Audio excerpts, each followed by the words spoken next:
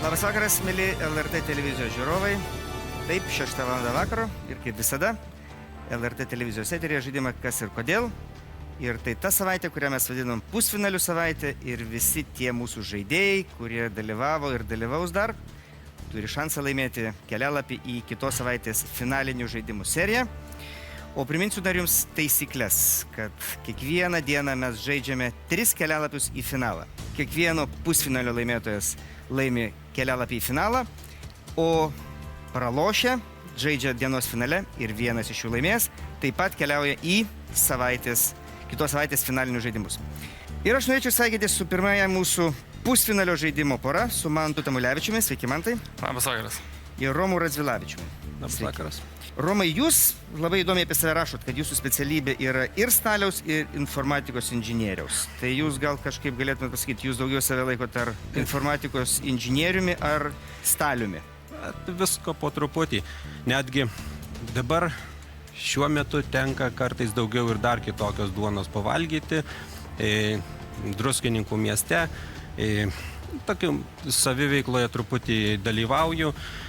Tai būna tenka prisidėti prie ekskursijų vedimo, netgi šiek tiek pavaidiname scenoje tokias kaip ekskursijas, kaip vaidinimą. Sakykit tokį vieną dalyką. Kaip įvertino jūsų pasirodymą jūsų visa plačioji giminė, draugai, kaip druskininkai? Visi sveikino. Tiesiog sakė, kad puikiai, šaunuolis.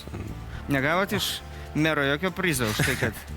Ne. Šlovina druskininkų vardą. Ne. Gerai, gal jeigu toliau seksis, gal laimėsit ką nors ir ten, grįžus namo. Man tai jūs labai gražiai parašėte apie save, aš priminsiu tiems, kurie jūsų nepažįsta, kad jūs esat laisvai samdovas vertėjas. Iš kokių kalbų jūs verčiate? Ačiū už reklamą. Daugiausiai iš anglų ir lietuvių anglų, bet dar pakankamai gerai italų kalbą moku. Italų kalba, meilės kalba, man labai patinka italų kalba. Galit kaip ką nors mūsų televizijos žiūrovam itališkai pasakyti? Ma perché no? Na, štai žinau vieną tokį... Parlo italiano, non molto bene, ma così. Così man tas patinka, yra così ir taip toliau. Aš labai džiaugiuosi jūs matydamas vėl mūsų studijoje, linkėdamas jums abiems sėkmės, noriu kviesti pradėti mūsų pirmąją šios dienos pusfinalio kovą. Pirmoji užduotis, ketvirtai, mūsų pusfinalio taisyklėse atsirado tam tikrų naujovių ir aš jums jas priminsiu. Jeigu jūs kartais bandysite spėti anksčiau, negu aš išvardinsiu 4 galimus atsakymus ir jūs nepataikysit, tai yra jūsų atsakymas bus neteisingas, jūsų varžovas turės teisę spėti 2 kartus paeiliui. Taip, kad jūsų rizikos laipsnis padidėja beveik 100%. Pirmasis klausimas. Vienintelis NBA žaidėjas per vienerias rungtynes pelnęs 100 taškų. Karimas Abdul-Džabaras, Viltas Čemberlenas, Maiklas Džordanas ar Hakimas Olandžiuvonas. Mantai? Čemberlenas. Spėjat? Žinau. Žinot. Tai kodėl nebandėt? Ar tiesiog bijot? Va, tos taisyklės naujos. Taip. Jūs šiek tiek sustabdėt. Kas reikia priprast.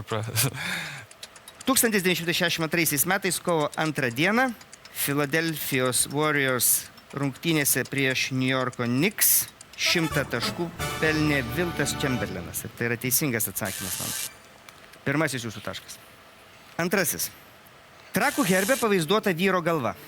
Kieno ji? Jono Krikštytojo. Romai, rizikuojat? Jo, bandysim. Ir jūsų versija? Jono Krikštytojo. Jam buvo nukirsta galva. Tai yra Trakų herbas ir jame yra pavaizduota Jono Krikštytojo galva. Taip, Romai, tai yra pirmasis jūsų taškas, teisingas atsakymas. Kokia savybė vienyje Jungtinių Amerikos valstijų prezidentus Baracką Obamą, Jamesą Garfieldą, Herbertą Hooverį, Geraldą Fordą, Ronaldą Reaganą, George'ą W. Bushą ir Billą Clintoną? Visi jie vos baigė pradinę mokyklą, visi jie mėgo žvejoti, visi jie žaidė golfą, ar visi jie yra kairiarankiai? Romai? Spėju. Spėkit. Nors dabar nežinau. Žinau, kad tiesiog spėju. Atsakymas D, kad jie kairiarankiai buvo. Taip, visi yra kairiarankiai. O prezidentas Garfieldas dar yra ambidextras. Žinot, kas tai yra? Galintis Abi rašyti rankos. abiejomis rankomis. Jo. Romai, tai yra antrasis jūsų taškas ir po pirmosios rungties man tai jūs surinkot 1 tašką, Romai jūs surinkot 2 taškus. Antroji rungtis grandinėlė ir ją jums reikia sudaryti pakeičiant po 1 raidę, bet dar viena nauja taisyklė. Jeigu jūs iš karto sudarote grandinėlę, jūs pelnote 2 taškus. Jeigu jūs bandote sudaryti grandinėlę jau po to, kai jūsų priešininkas bandė ir teisingai ją sudarote, gaunate 1 tašką. Dėmesio, užuominos. Filmas šioje šalyje nėra kas senukams. Haidinas, Mocartas ir Bethovenas vadinami kas klasikais. Ir kas turi ausis ir Afrikos plėšrūnai. Romai, taip iš karto. Na tai, kol jūs skaitėt, aš paeiliui sudėliojau ir paskutinis toks šiek tiek abejonių kelia, bet... Gerai, bandom. Vis tiek jau jūs Reikia paspaudėte, aš bandyti. kažkaip tai įsivaizduoju, kad jums jau taip turėjo galvoje susidėlioti šitą. Taip, pirmiausiai, šioje šalyje nėra vietos senukams. Toliau kompozitoriai yra vienos klasikai ir sienos turi ausis, o plėšrūnai hienos. Ką mes sakysim, Mantai? Plosim. Plosim, taip pablokim. 4-1. Puikiai. Romai, už šitą puikiai sudėliotą grandinėlę jūs pelnote 2 taškus. Trečioji rungtis 10-tukai. Pirmasis klausimas. Kurio NBA legendinio krepšininko pravardė Dyzelis? Mantai? Spėju Abdul Jabaro. Dėja, Romai. Šakilas Onilas, bet ne. O kodėl ne? Taip. Šakilas Onilas. Spėjau. Atspėjot. Antrasis. Kiek veikėjų pasakoja Rovė Ropė? Mantai? 7. Ne 7, Romai. 6. 6. Senelis, senelė, anūkėlė, šuo, katė ir Pelytė. pelytė. Baltijos jūros įlankas skalaujanti šiaurinius Estijos krantus. Na jau, Mantai. San Peterburgo. Ne Sankt Peterburgo, ne. Suomijos įlanka. Suomijos įlanka. Kurios vidurio Europos tautos kalba gimininga suomių ir estų kalboms? Mantai. Vengrų. Vengrų. Taip. Tai antrasis jūsų taškas. 5. klausimas. Koks žmogus pavaizduotas šioje nuotraukoje? Mantai? Viršutinis ar apatinis? Nu, kurį norit, galite ir viršutai kairį. Muhamedas Ali, o pačioje nesu tikras. Taip, Muhamedas Ali. Antrojo pasaulinio karo Vokietijos karvedys vadintas tankų karo tėvu. Romai? Nežinau, reikia spėti. Riomelis. Ne. Griomingas ar kažkaip. Ne. Heinzas Guderianas. Girdėjot tikrai šitą pavardę. Didžiausias mokslininko Antonijaus Levenhuko išradimas. Romai? Mikroskopas. Mikroskopas ir tai yra taškas, kuris pelno jums pergalę. Man tai jūs pelnė 3 taškus ir keliaujat į dienos finalą, kuriame galite laimėti kelialapį į finalinių žaidimų seriją. O Romai, sveikinu, su 8 taškais jūs jau kitos savaitės finalinių žaidimų sukūrėje. Puikus pasirodymas. Sveikinu.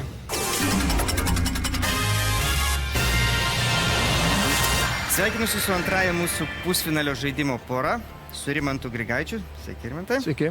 ir Edmundu Boza. Sveiki. Rimantai, gal nuo jūsų pradėsiu. Jūs kaip iš tos kategorijos didesnės mūsų visų žaidėjų, ne pats, ne savo valia, ar ne, patekote į šitą sūkurį, kuris jūs atnešė iki pusfinalio. Taip. Tai jūsų žmona užpildė, ne? Žmona. Jis turbūt turėtų džiaugtis, kad jie tai padarė jums turbūt tokį pokštą, o gavosi finišo tiesioji visai neblogas Kaip rezultatas. nekeista, džiaugiasi. Džiaugiasi. Ko tikėjosi, kad jūs blogai pasirodysite? Galvoju, mes įsukūrė ir... Bet žiūri, kad visai gerai. Įsisukau. Išsisuko tikrai puikiai. Sakykit, kas per tą laiką, kada jūs filmavotės mūsų žaidime, nutiko jūsų gyvenime tokio pozityvaus? Nieko negalite Geros pasakyti. emocijos, Geros sveikinimai, kurie matė laidą, tai čia pozityvų tikrai. Sveiki sugrįžę. Ačiū. Edmundai, man patiko, Edmundas parašė apie save, kad domisi labai plačių tokių spektrų visų klausimų, nuo politikos iki astronomijos. Tai man kažkokia kilo tokia, reiškia, asociacija. Tai jums politika su ta astronomija šiek tiek siejasi, ar ne? Aš kažkaip pagalvojau. Ne? Nuo vieno galo iki kito galo, tai yra visiškai skirtingi atrodo dalykai. Aišku. Jeigu Rimantas sako apie tai, kad jam patika geografija ir sportas ir sako, kad norėtų klausimų iš tos ryties, tai aš kiek atsimenu iš jūsų, jūs nemėgstat sporto. Ne, sporto ne, bet geografiją tai mielai pasikausim galbūt. Pasitikrinsim. Aš labai džiaugiuosi jūs dar kartą matydamas ir pradėkim mūsų pusfinalio žaidimą. Pirmoji užduotis - ketvertukai. Gal priminsiu jums vieną naują taisyklę, kad jeigu jūs spėsite iki to momento, kai aš perskaitysiu visus 4 atsakymus, ir jūs pateiksite neteisingą atsakymą, tai jūsų priešininkas turės galimybę spėti 2 kartus paeiliui. Pirmasis klausimas. Kurioje valstijoje yra vienas garsiausių JAV Jeilio universitetas? Kalifornijoje, Konektikute, Massachusetts'e ar Teksase? Rimantai? B. Konektikute. Konektikute, New Haveno mieste yra Jeilio universitetas. Taip, teisingas atsakymas. Antrasis. Kaip vadinamas šis paukštis? Didysis einis, drontas, kazuaras ar nandu? Edmundai, Nandu. man reikia apgailestauti, jūsų atsakymas yra neteisingas. Tai turbūt bus C. Kazuaras. Čia jums kazuaras. Aš nežinau, kaip atrodo jisai. Jūs nežinot, kaip atrodo jums kazuaras? Nesu tik O užtikrintas. tai jūs žinot, kaip atrodo didysis einis ir drontas? Jie panašus turėtų. Na, jie visi tie patys, su sparnais, Jo, jo, dviem kojom, ar ne? spalvos gal Snapą kitos. turi, 2 akis. Taip. Be ausų. Iš tikrųjų. Tai yra kazuaras. Tai yra teisingas atsakymas. Jūs laimėjote pirmąją rungtį. Rezultatu 2-0. Edmundai, jūs kol kas be taško. Keliamės į antrąją rungtį. Antroji rungtis grandinėlė. Jums reikės ją sudaryti pakeičiant po vieną raidę. Bet priminsiu naują taisyklę, kad jeigu jūs pirmasis sudarysite teisingai grandinėlę, jūs pelnote 2 taškus. Jeigu jūsų priešininkas suklysta, tai tas, kuris ją sudarinėja ir teisingai sudaro antrojų bandymų, gauna 1 tašką. Užuominos. Daržovė. Taip dažnai vadinama katė. Didelis berankovis iš milo pagamintas Kaukazo šalių apsiaustas. Ukrainos šuolininkas su kartimi, daugkartinis olimpinis ir pasaulio čempionas.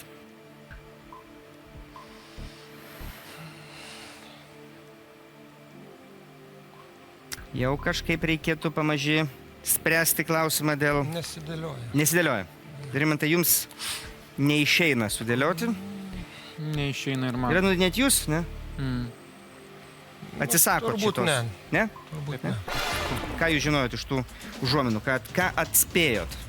Šuolininkas Bubka be abejo, daržovė tai gal kokia morka turėjo būti, katė morta, galbūt, Murka, galbūt. ar murka, Tai kad jūs beveik viską ir dar liko paskutinysis.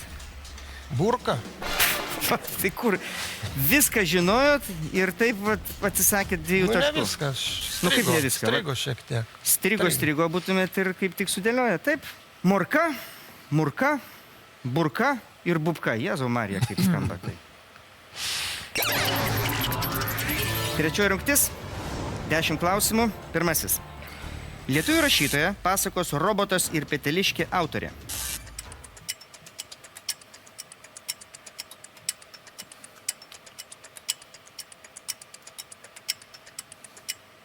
Nespėjat? Neturit? Ne? Ne. Vytautė Žilinskaitė. Antrasis klausimas. Kokią valiutą simbolizuoja raidės A, U ir D? Edmundai? Australijos doleris. Australijos doleris, taip. Trečiasis. Didžiausia kaimyninė Lietuvos valstybė. Rimantai? Rusija. Rusija, taip. Ketvirtasis. Ši valdovė buvo pravardžiuojama Europos močiute. Kas ji? Edmundai? 2 variantai. Švat, jūs dar 5 pateikit man variantus ir mes tada, reiškia, surimu, reiškia, rinksimės. Klausimas buvo? Ši valdovė buvo pravardžiuojama Europos močiute. Kas ji? Elžbieta II. Tai nėra teisingas atsakymas. Angela Merkel tebūnė. Tiesiog. Siaubė žalesis Nes mano. nėra Angela tikrai Merkel. variantų. Reiškia, Merkel yra... Dar ne močiutė, bet pagal savo autoritetą gal. Na, aš pasakysiu tiesiai, aš nesu girdėjęs, kad autoritetas būtų matuojamas močiutėmis, seneliais arba, reiškia, tokiais vienetais. O tai buvo karalienė Viktorija. 9 vaikai, 26 anūkai, kurie paskui pasklido po visą Europą. Dėl to taip ją vadino. 5. Kas šios formulės autorius? E lygų MC kvadratu. Edmundai. Einšteinas. Ir ką reiškia šitą formulę? Energija. Masė, energija, greitis šviesos. Kvadratu. Ką reiškia? Albertas Relatyvumo Einšteinas. teorija. 6. Kokio kūrinio ši iliustracija? Edmundai? Alisa stebuklų šaly. Taip, Luiso Kerolio romano Alisa stebuklų šalyje iliustracija. Taip, 3-3. Koks stabas laikomas turto kaip didžiausios vertybės? Rimantai? Kaukas. Ne kaukas, aš pabaigsiu skaityti klausimą. Kaip didžiausios vertybės simbolių? Edmundai? Nežinot? Nežinau. Aukso veršis. 8. Koks augalas Japonijoje laikomas gyvenimo laikinumo ir grožio simboliu? Edmundai? Krizantema. Ne chrizantema, Rimantai? Tai sakura tada? Sakura. Taip. Koks šachmatų ėjimas žymimas 0-0-0? Edmundai? Spėju. Spėkit. Šachas. Ne. Ne šachas. Neįsivaizduoju. Matas tebūnė. Rokiruotė. Kaip vadinamas tarptautinis proletariato himnas? Rimantai. Kominternas. Ne kominternas. Edmundai? Neprisiminsiu. Universalas. Ne? Tiesiog, ne, nežinau. Internacionalas. Edmundai, 3 taškai. Vienu mažiau negu surinko Rimantas. 4. Rimantai, sveikinu. Ačiū. Jūs esate jau finalinių žaidimų serijoje. Sveikinu. Dėkui. Edmundai, jums dabar reikės pakovoti dienos finale dėl to kelialapio, kuris Gerai. dar yra visai matomas horizonte. Gerai, pakovosiu. Dėkuoju Jums už puikų žaidimą.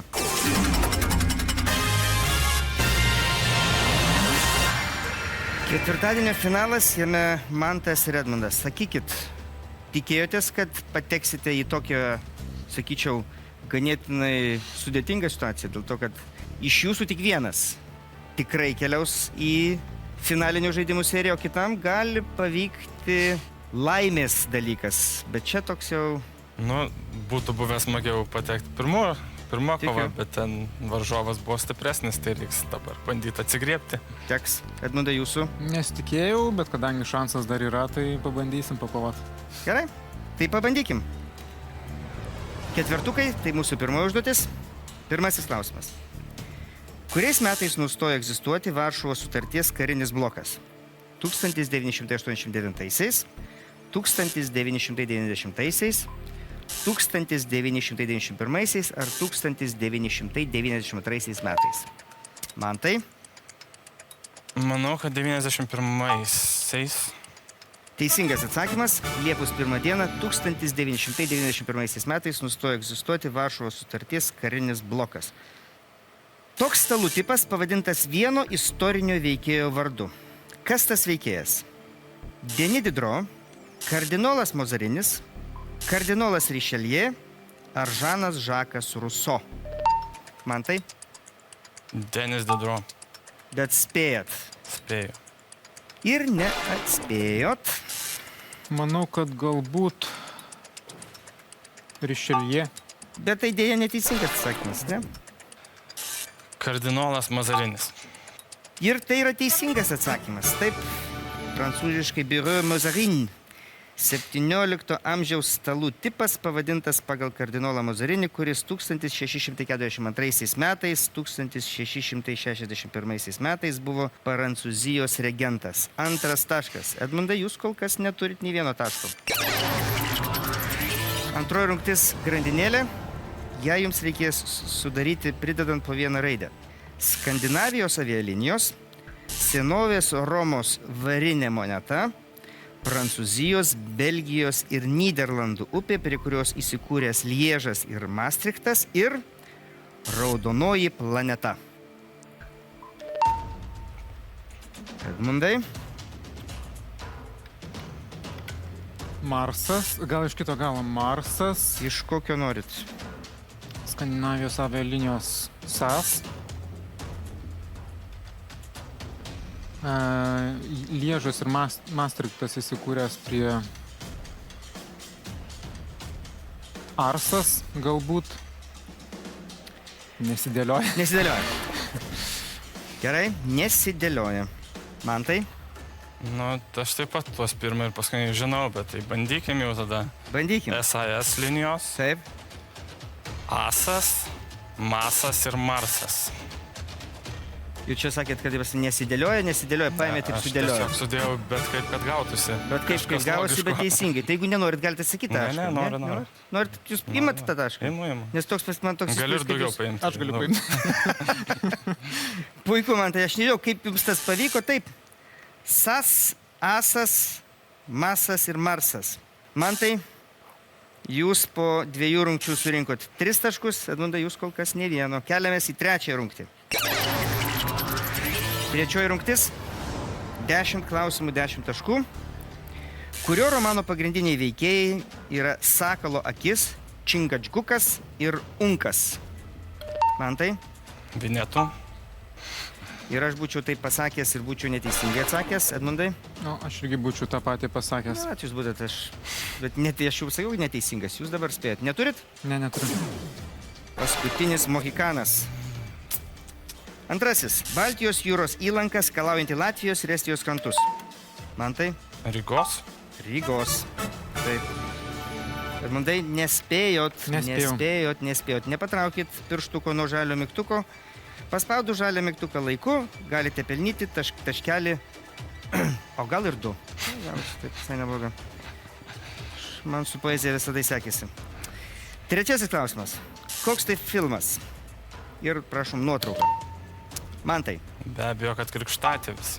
Be abejo, tai krikštatėvis. 4. Kurios šalies naikintuvai antrajame pasaulinėme kare buvo vadinami Zero? Edmundai? Japonijos. Bent jau tašką pelnėt. Japonijos. Taip, tai Japonijos naikintuvai vardu Zero.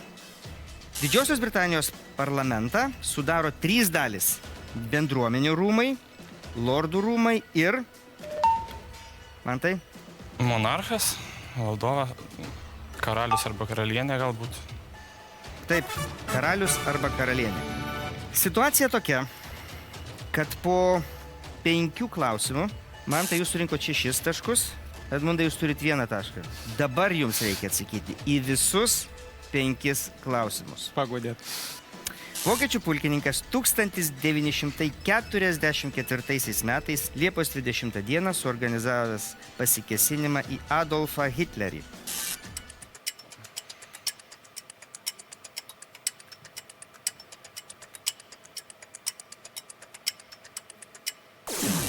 Laikas.